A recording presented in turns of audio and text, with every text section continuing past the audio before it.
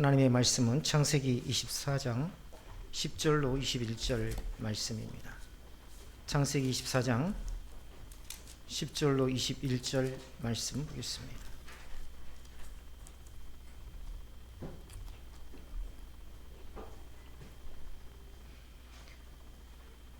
우리 한 절씩 교독해 올리겠습니다.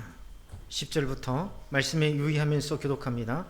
이에 종이 그 주인의 낙타 10필을 끌고 떠났는데 곧 그의 주인의 모든 좋은 것을 가지고 떠나 메소포타미아로 가서 나홀의 성에 이르니라.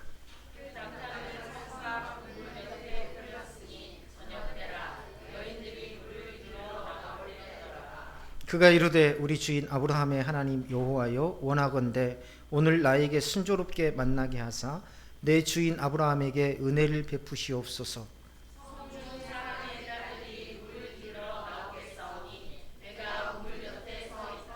한 소녀에게 이르기를 청하건대 너는 물동이를 기울여 나로 마시게 하라 하리니 그의 대답이 마시라, 내가 당신의 낙타에게도 마시게 하리라 하면 그는 주께서 주의 종 이삭을 위하여 정하신 자라. 이로 말미암아 주께서 내 주 아내에게 은혜 베푸심을 내가 알겠나이다.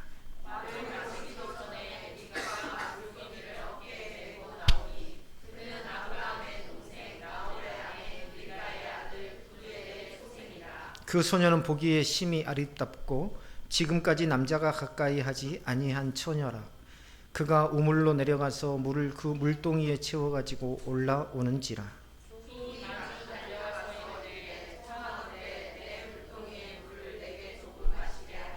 그가 이르되 내 주여 마시소서 하며 급히 그 물동이를 손에 내려 마시게 하고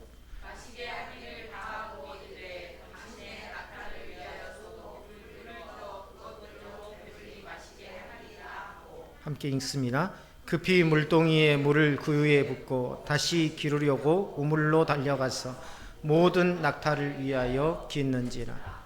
아멘. 기도하겠습니다. 자비로우신 아버지 하나님, 주의 부족한 종이 말씀을 들고 서 있습니다. 주님, 말씀 앞에 나온 모든 동역자들과 더불어서 은혜로운 말씀을 나눌 수 있도록 인도하시고 이 말씀을 통해서 힘을 얻고 능력을 얻어 우리의 삶 가운데에 주님의 그 권세와 통치를 드러내기에 부족함이 없는 복된 삶이 되게 하여 주옵소서. 특별히 질병으로 고통받고 있고 또한 아버지 하나님 여러 가지 근심과 걱정, 가정과 자녀의 문제로 주님 앞에 호소하는 모든 동역자들의 심령을 주님께서 헤아려 주시고 아버지 하나님 속히 응답하사 참으로 하나님을 믿는 믿음이 내 삶의 능력임을 증거하는 복된 삶이 되게 하여 주옵소서. 예수님의 이름으로 기도드리옵나이다. 아멘. 오늘 어린이 주일을 맞아서 우리 준하가 씩씩하게 또 은혜롭게 기도했습니다. 우리 준하를 바라보면서 손을 내밀어서 우리 주님의 이름으로 축복합니다 한번 해줄까요? 시작. 주님의 이름으로 축복합니다. 감사합니다.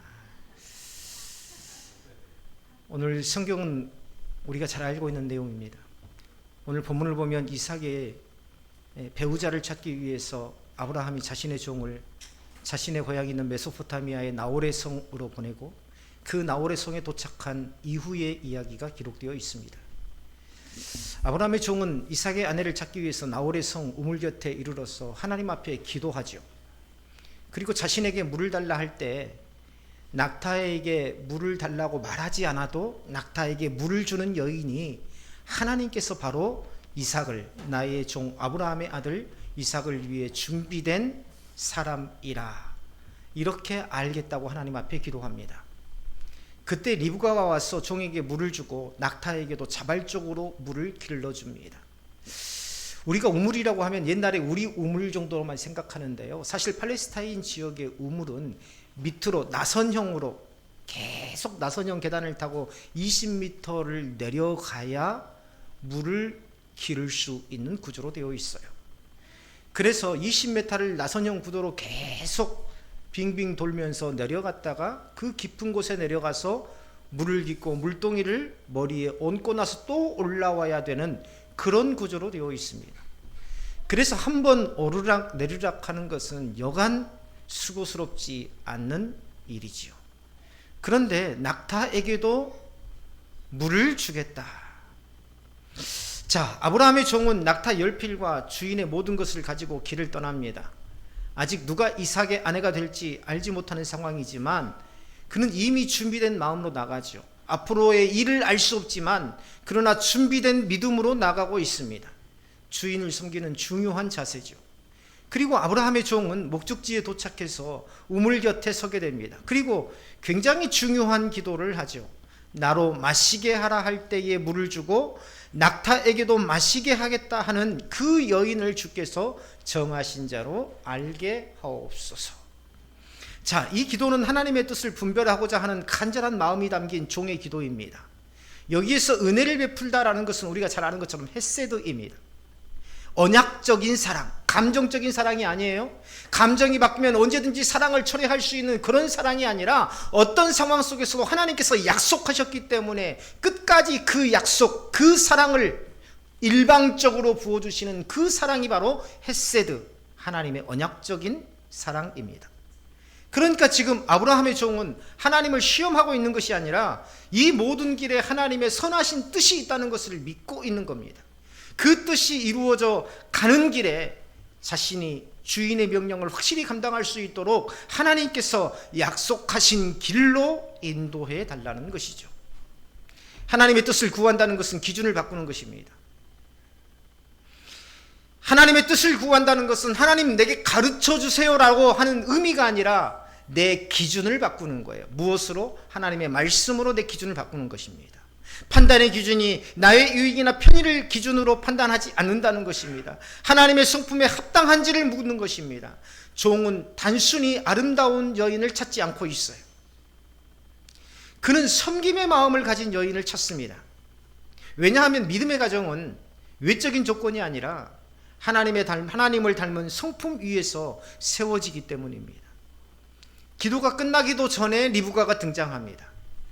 하나님의 응답이 얼마나 신속하게 응답되는지를 보여주고 있죠. 하나님께서는 우리가 구하기 전에 이미 우리의 필요를 아시는 분이십니다. 그러나 그럼에도 불구하고 우리가 기도해야 되는 이유가 있어요. 기도를 통해서 내 이익과 편리를 따라가려는 나의 마음이 하나님의 뜻에 맞추어지기 때문입니다. 무엇을 통해서? 기도를 통해서 말이죠. 리브가는 물동이를 어깨에 메고 우물에서 물을 길어 올립니다. 종이 그녀에게 물을 달라고 요청하자 그녀는 즉시 물을 줍니다. 여기까지는 별로 특별하지 않을 수도 있어요. 나그네에게 물 한 번 대접하는 것이 뭐 그리 큰 일이겠습니까? 그러나 여기에서 굉장히 중요한 장면이 나옵니다. 리브가는 자발적으로 낙타에게도 물을 마시게 하겠다라고 말합니다. 낙타 한 마리가 물을 마시는 양이 상당하다고 하죠. 일반적으로 사막에서 낙타 한 마리가 물 한 번 마실 때마다 들이키는 양이 약 100리터 정도 된다고 합니다.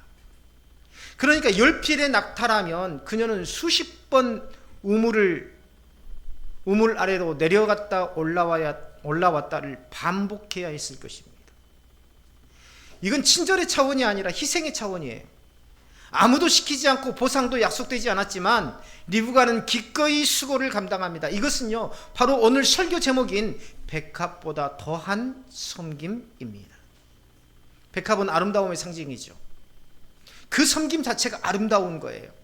그러나 하나님 보시는 참된 아름다움은 외적인 모습이 아니라 섬김으로 드러나는 내면의 성품입니다. 히브리인들에게 백합화는 깊은 의미를 지닌 꽃입니다. 열왕기상 7장에 보면 성전 기둥의 머리를 백합화 모양으로 만들었다라고 기록되어 있어요. 그리고 바다의 둘레라고 하면 좀 생소할 수도 있는데요. 우리가 레위기에 보면 물두멍이라고 나옵니다.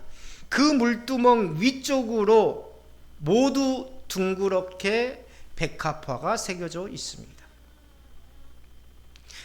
그래서 그 물두멍에서 제사장들은 몸을 씻고 하나님 앞에 나가기 위한 거룩하고 정결한 예식을 준비하는 것이죠. 이처럼 백합화는 순결과 거룩을 상징합니다. 또 아름다움과 회복을 의미합니다. 또 생명과 번성을 상징합니다. 이 고대 히브리인들이 성전과 관련된 기구들의 이 백합화 문양을 새겨 넣은 것은 신앙적인 메시지를 함축한 거예요. 하나님께 나아가는 길은 거룩해야 되고 그곳은 생명이 회복되는 자리이고 아름다움이 다시 드러나는 자리. 나는 그러한 삶을 하나님 앞에 살겠다는 의지가 바로 성전의 기구들에게 백합화 문양을 새겨 넣었던 것입니다. 그래서 히브리인들은 가장 눈에 띄는 부분인 기둥 꼭대기와 물두멍의 가장자리에 백합화 형상을 새겨 넣음으로써 성전의 본질을 눈으로 보이게 표현했던 것이죠. 리브가의 성김은 계산되지 않는 성김입니다. 오늘 우리는 계산하는 데 익숙해져 있어요. 이 정도면 충분하지 않은가? 이 일을 하면 나에게 어떤 유익이 있는가? 이런 생각들이 우리 마음에 지배할 때가 있습니다. 그러나 하나님께서는 계산된 섬김이 아니라 계산을 넘어서는 섬김을 기뻐하시죠. 리브가의 섬김이 바로 그런 자리였습니다. 이 리브가는 자신의 피로함이나 수고를 계산하지 않아요. 내가 몇 번 우물에 왔다 갔다 해야 될지 이걸 계산하지 않습니다. 그녀는 단지 눈앞에 있는 피로를 보고 그것을 채우기 위해서 자기 자신을 내어주고 있습니다. 이게 바로 복음적인 삶입니다.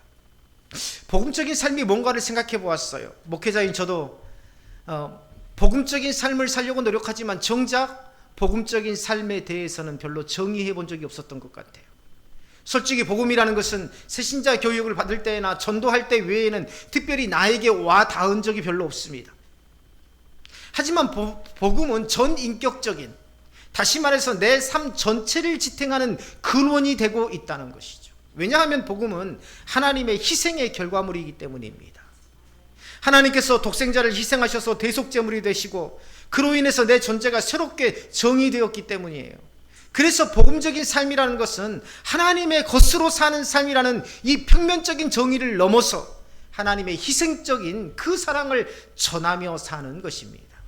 바로 리브가와 같은 모습이죠. 저는 이 리브가의 모습에서 리브가의 삶에 그동안 개입하여 오신 하나님의 주권을 볼 수 있었습니다. 그녀의 마음을 주장하시고 자신보다 나그네를 위하는 마음으로 자기의 욕심보다 생명을 세우는 마음으로 살게 하신 그 하나님의 섬세한 손길, 우리가 자녀를 보면 부모를 알 수가 있습니다. 자녀의 성품, 자녀의 말, 자녀의 행위를 보면 부모의 말, 부모의 평소의 행위를 우리는 짐작할 수 있습니다. 그것은 하나님께서 아브라함과 그의 아들 이삭을 위해 준비하신 최고의 선물이었습니다. 누가요? 바로 리브가가 말이죠. 아브라함의 종은 이 장면을 지켜보며 아무 말도 하지 않고 주목합니다. 그는 서두르지 않습니다. 그는 하나님께서 이루신 일을 신중하게 확인합니다. 아마 아브라함의 종의 마음도 그와 같지 않았을까 생각합니다. 왜냐하면 아브라함의 종이 리브가를 바라보는 장면에서 성경 21절에서 뭐라고 말하고 있습니까? 그 사람이 그를 묵묵히 주목하여 여호와께서 과연 평탄한 길을 주시는지 그 여부를 알고자 하였다라고 기록하고 있습니다. 여기서 그 사람이라는 건 누구를 말하는 겁니까? 여호와의 종을 말하는 거죠. 그리고 그를 이라는 건 누구를 말하는 겁니까? 리브가를 말합니다. 여기서 묵묵히 주목하여라는 것은 바라보고 있다라는 말입니다. 바라보고 있다. 히브리어는 동사 중심의 언어입니다. 물론 우리나라 말도 동사 중심의 언어예요. 같은 동사 중심의 언어이지만 근본적인 차이가 있습니다. 어떤 차이가 있냐면 우리나라 말은 항상 동사가 맨 뒤에서 위치해서 문장을 완성합니다. 그런데 히브리어는 항상 동사가 맨 앞에 문장의 맨 앞에서 문장 전체를 이끄는 구조로 되어 있어요. 예를 들어 오늘 본문 21절을 우리나라 말의 형식으로 재구성해 보면 아브라함의 종은 여호와께서 과연 평탄한 길을 주시는지를 알고자 하여 리브가를 묵묵히 주목하였더라. 이게 바로 우리나라 말의 구조입니다. 그런데 히브리어에서는 다르게 기록해요. 묵묵히 주목하였더라가 먼저 나옵니다. 묵묵히 주목하였더라. 아브라함의 종이 리브가를 여호와께서 과연 평탄한 길을 주시는지를 알고자 하여. 자, 여기에는 놀라운 의미가 숨겨져 있습니다. 언어는요, 정서를 반영하죠. 또한 성품을 반영합니다. 즉 하나님께서 히브리어로 말씀을 기록하셨다는 사실은 그 언어에 하나님의 성품과 정서가 반영되었다는 의미예요. 동사가 앞에서 전체 문장을 이끄는 구조로 되었다는 것은 무엇을 의미할까요? 하나님 앞에서 하나님의 백성으로서 그가 어떻게 행동하는지를, 그가 어떻게 움직이는지를 하나님은 항상 중요하게 여기신다라는 의미입니다. 여기서 묵묵히 주목했다는 것은요, 그냥 바라보다는 의미가 아닙니다. 놀라서 주목했다라는 의미예요. 그래서 바라보고 있을 수밖에 없는 것입니다. 그러니까 아브라함의 종은요, 리브가가 자신의 낙타들에게까지 마실 물을 주는 것을 보고 정말 착한 여인이구나, 정말 기특한 여인이구나, 이래서 보고 있는 게 아니라 앞서 이야기했던 것처럼 하나님께서 섬세한 손길로 아브라함의 가정을 위해서 리브가를 지금까지 양육해 오고 계셨다는 그 사실에 놀라면서 그녀를 바라보고 있었다는 사실입니다. 리브가가 놀라운 게 아니에요. 리브가를 예비하시고 지금까지 저런 성품으로 리브가를 양육해 오신 그 하나님의 섬세한 손길에 지금 하나님의 종은 놀라고 있는 것입니다. 어린이날을 맞아서 우리는 다음 세대를 바라보게 됩니다. 우리는 어린이들을 돌봄의 대상이라고만 생각합니다. 제가 언젠가 말씀드린 적이 있었습니다. 청량리에서 사역할 때 아이들 숫자가 조금씩 늘어나니까 재정을 맡으신 장로님과 권사님이 심각한 얼굴로 저를 부르시더라고요. 전도사님, 아이들이 헌금을 내면 얼마나 내겠습니까? 아이들이 교회 안에 많아지는 것은 좋지만 우리 교회는 그 아이들을 감당할 만한 재정이 안 됩니다. 그 중에 전도사님의 친척 아이들도 있지 않습니까? 이게 무슨 소린가요? 아이들을 그만 데려오라는 거예요. 헌금을 많이 내지 않는 아이들을 교회 안에서 많아져 봐야 헌금을 많이 내는 장년이 없으면 지탱하기 힘드니까 그만 데려오라는 것입니다. 꽃이 허공에 피는 법은 없습니다. 수많은 낮과 밤이 교차하는 시간 속에서 모진 바람에 흔들리기도 하고 뜨거운 햇빛에 견디기도 하고 심각한 병충해를 이겨내는 그 몸부림 위에 비로소 꽃은 피는 것입니다. 꽃이 피면 그 꽃이 아름답고 그 꽃으로 인해서 우리의 삶이 즐겁고 행복해집니다. 그러나 그 꽃을 피우기까지 그 식물은 그러한 시간을 견뎌낸 것입니다. 교회의 모습이 바로 이러한 모습이어야 돼요. 우리의 다음 세대들이 꽃을 피우기 위해서 하나님은 섬세한 손길로 희생해 오셨습니다. 그들의 마음을 주장하시고 그들의 믿음 안에서 성숙하게 하시고 꿈을 믿음 안에서 세워가게 하시고 우리 교회 공동체를 세워 오셨습니다. 우리 교회 공동체만을 위한 예비가 아니에요. 하나님께서 장차 이 다음 세대를 우리 교회 공동체 가운데 보내신 것은 이들이 결혼해서 우리 교회에서 잘 정착해서 우리 교회의 재정에 기여하고 우리 교회가 성장하는 데 기여하고 그런 의미가 아니라는 것입니다. 아이를 그만 데려오라고 말씀하시던 장로님과 권사님이 하신 말씀을 저는 잊지 못합니다. 왜냐하면 그것이 한국교회의 하나의 정서이기 때문입니다. 아이들은요, 어차피 떠날 때가 되면 떠난다는 거예요. 대학교 가면 떠나고 취업하면 떠나고 결혼하면 떠나고, 그런 아이들에게 뭐하러 투자하냐는 것입니다. 우리 교회의 성도가 될 수 없다는 것이죠. 투자해도 건지지 못한다는 것입니다. 숫자로도 그렇고 물질적으로도 그렇다는 거예요.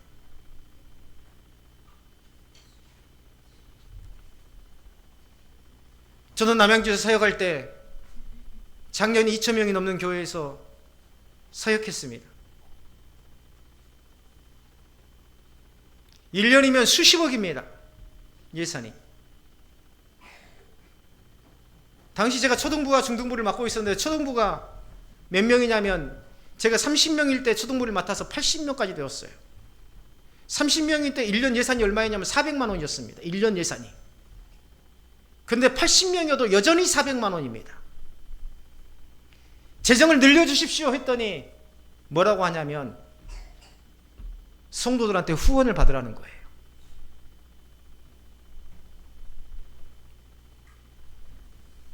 우리가 다음 세대를 양육하는 것이 아니라 하나님의 희생적인 사랑이 양육하고 있는 것입니다.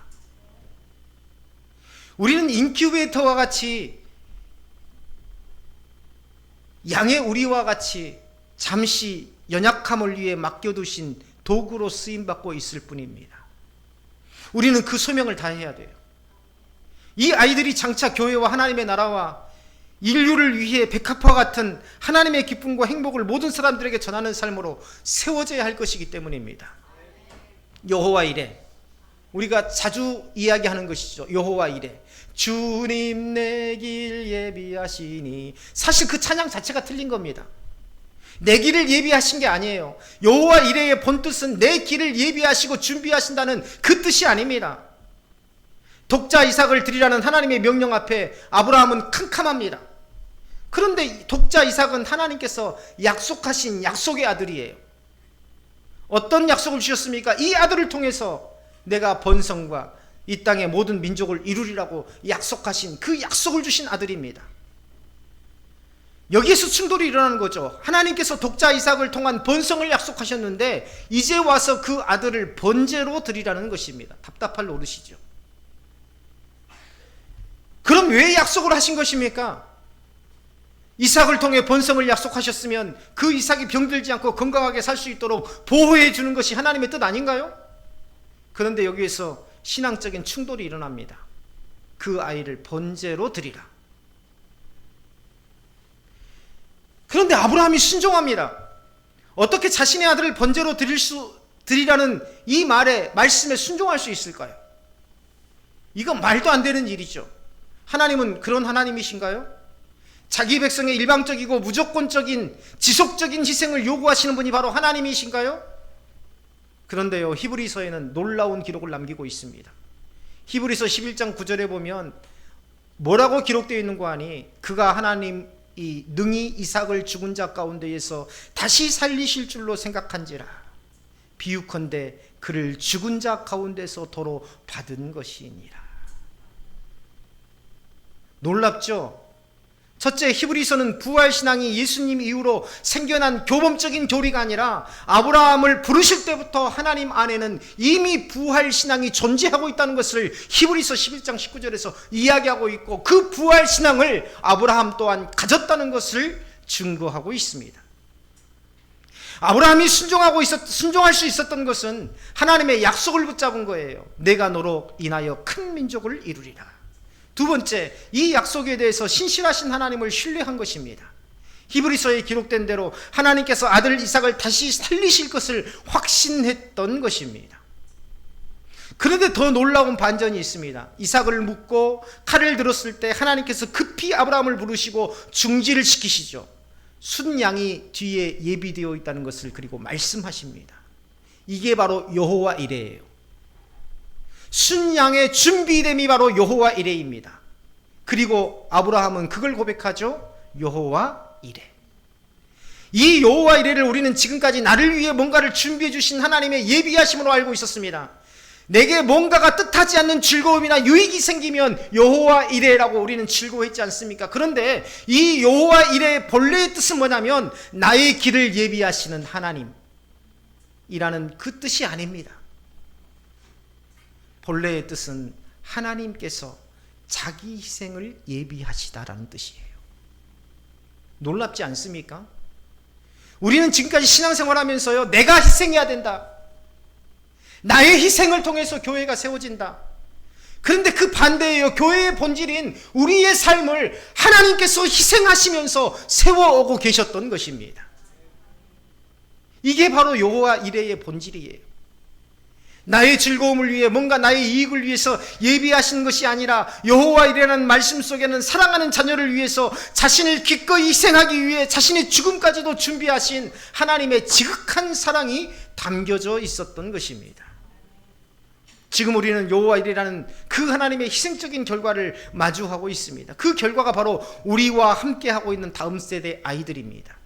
하나님께서 당신의 생명과 바꾼 아이들, 우리는 이 아이들을 돈의 가치로 따져서도 이 아이들을 거추장스럽고 교회의 성장에 도움이 안 되는 그런 존재로 여겨서는 안 됩니다. 이들은 리브가처럼, 이삭처럼 교회의 본성과 하나님의 나라의 확장을 위해서, 그리고 이 나라 이 민족의 성장과 세계의 질서를 위해 하나님께서 예비하신 존재들이기 때문입니다. 우리는 아브라함의 종의 눈으로 다음 세대를 바라봐야 됩니다. 이 아이들을 보면서 하나님께서 이들을 통해 이루신 일들이 얼마나 놀라운지를 우리는 묵묵히 바라보아야 합니다.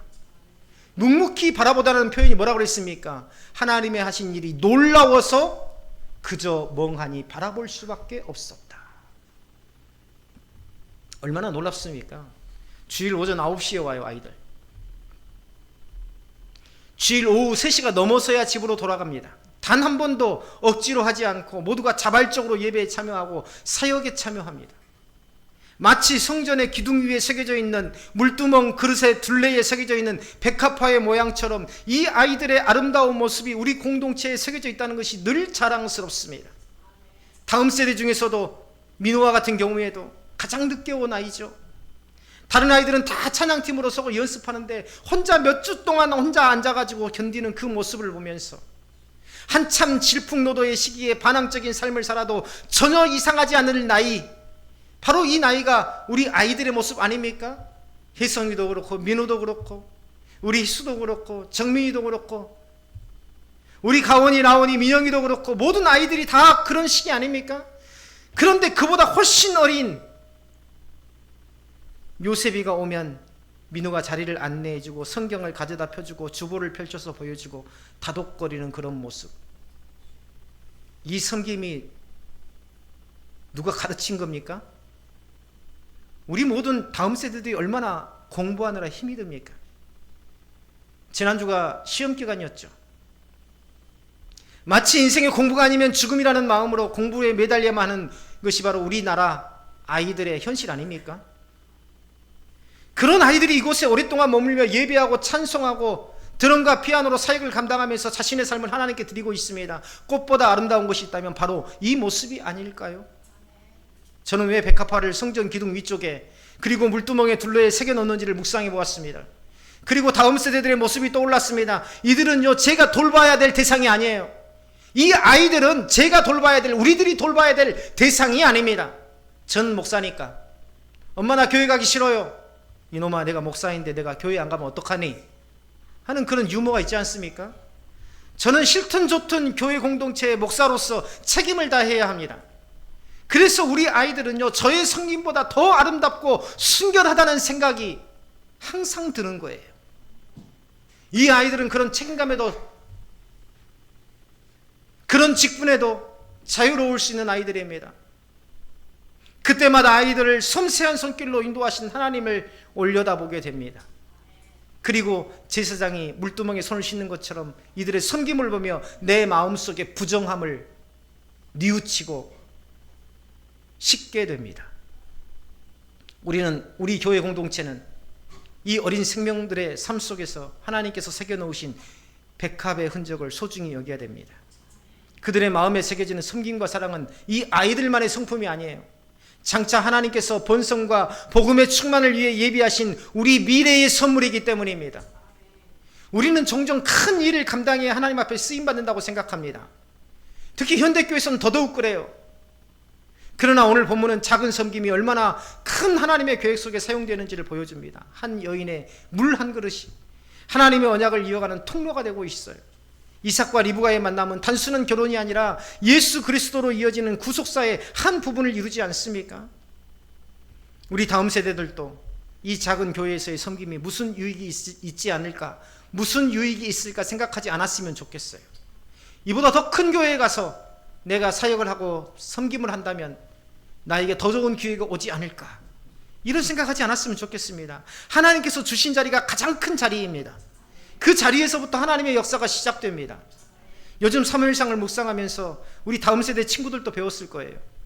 다윗이 기름 부음 받았음에도 여전히 그 위치는 광야였고 배고픔의 자리였고 쫓기는 자리였고 심지어 미친 척하지 않으면 살 수 없는 자리, 수풀에 숨지 않으면 안 되는 그런 자리였다는 걸 말입니다. 그러나 그 모든 과정이 다윗을 모양과 형식만의 왕이 아니라 진정으로 백성을 사랑하고 하나님을 경외하는 왕으로서의 성품을 갖추도록 하기 위한 과정이었다는 것을 우리는 배울 수 있었습니다. 여호와 이레, 하나님은 우리 다음 세대와 우리를 위해서 기꺼이 자기를 희생하셨고 지금도 희생하고 계십니다. 또 희생을 준비하고 계십니다. 내가 희생하는 것이 아니라 하나님께서 지금도 나를 위해서 희생하고 계세요.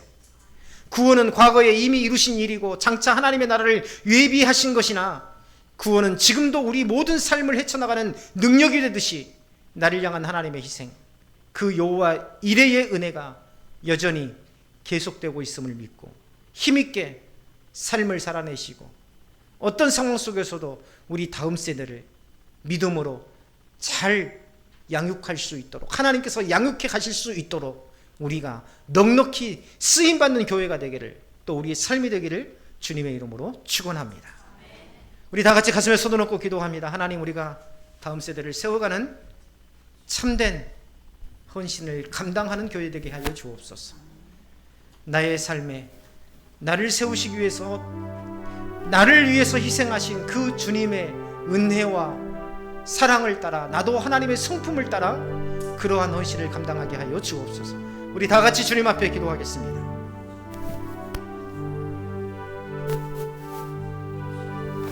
아버지, 주님 은혜를 감사합니다. 부족하고 연약한 자를 주님께서 도우시고 인도하여 주심을 감사합니다.